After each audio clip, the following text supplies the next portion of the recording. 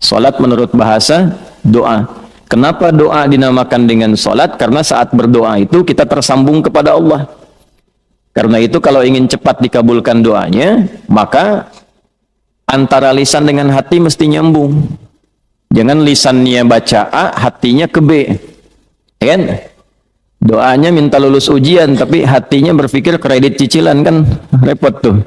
Nah, jadi mesti nyambung. Oleh karena itu dalam sholat dilatih tersambung dulu, sehingga seluruh bacaan terkoneksi, doanya terkabul. Itu yang menjadikan seluruh nabi dan rasul itu diperintahkan sholat, dan dalam sholat mereka berdoa. Nabi Zakaria kan dikabulkan doanya saat sholat.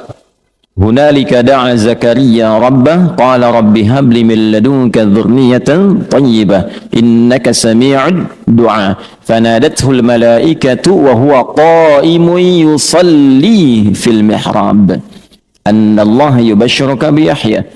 Quran surah ketiga Ali Imran ayat 38 sampai 39. Ya, Nabi Musa itu saat menerima awal wahyu diperintahkan mengadu pada Allahnya lewat salat. Quran surah 20 ayat 14. Innani anallahu la ilaha illa ana fa'budni wa aqimis salata li dzikri. Nabi Isa itu baru lahir, perintah pertamanya itu salat. Ya. Quran surah ke-19 itu Maryam ayat 31 sampai dengan 33 itu. Wa ja'alani mubarakan aina ma kuntu wa awsani bis shalah. Nabi Ismail alaihissalam sampai mewasiatkan pada keluarganya supaya konsisten sholat agar terus terkoneksi dengan Allah.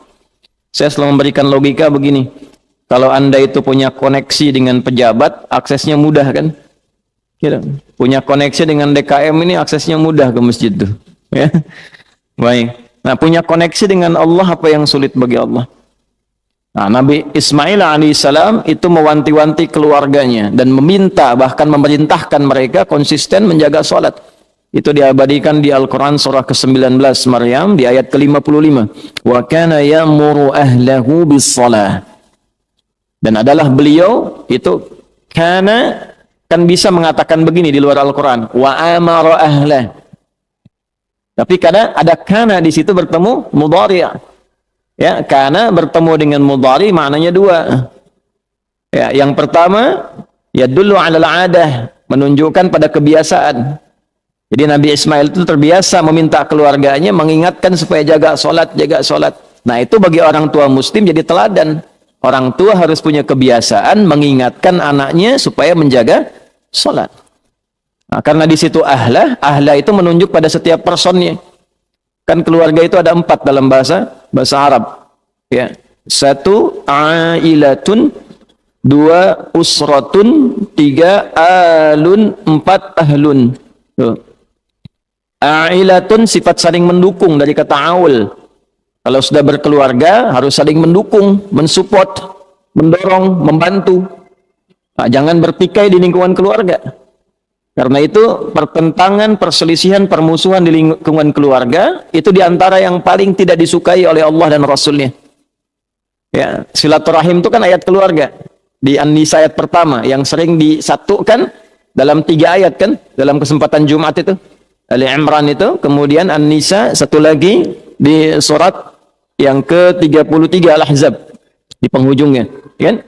Yang di An-Nisa ayat pertama, ya ayyuhan nasu taqu rabbakumul ladzi khalaqakum min nafsin wahidah wa khalaqa minha zawjaha wa batha minhuma rijalan katsiran wa nisaa wattaqullaha alladzi tasaaluna bihi wal arham.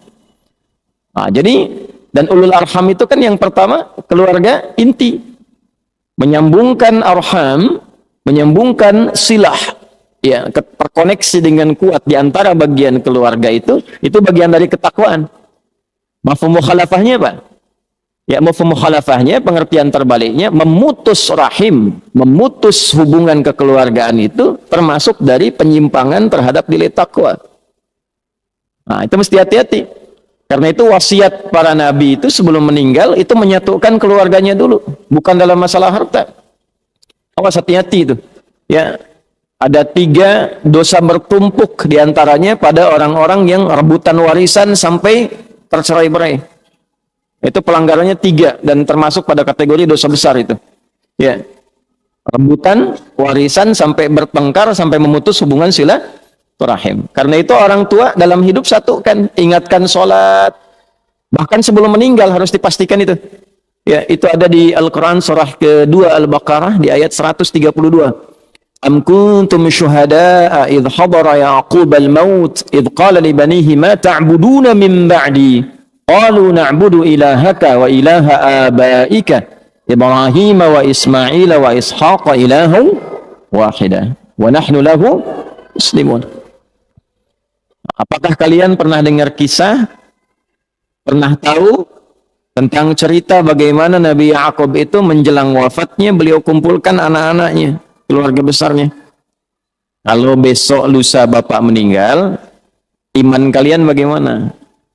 Salat kalian bagaimana? Pak, jangan khawatir. Kami akan konsisten menjaga tauhid iman kami, menyembah Allah ya seperti generasi bapak dan kakek moyang kita.